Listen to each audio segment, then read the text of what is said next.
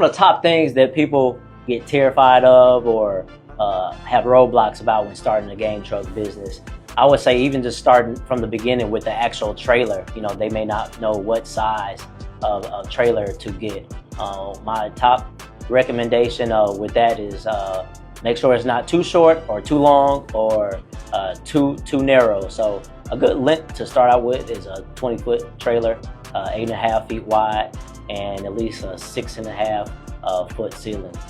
Door placement isn't a big deal. Sometimes you have them on the side naturally. If you're getting it customized, you can put it at the nose to get more length on the bench. Also air conditioning units, fireplaces, things of that nature.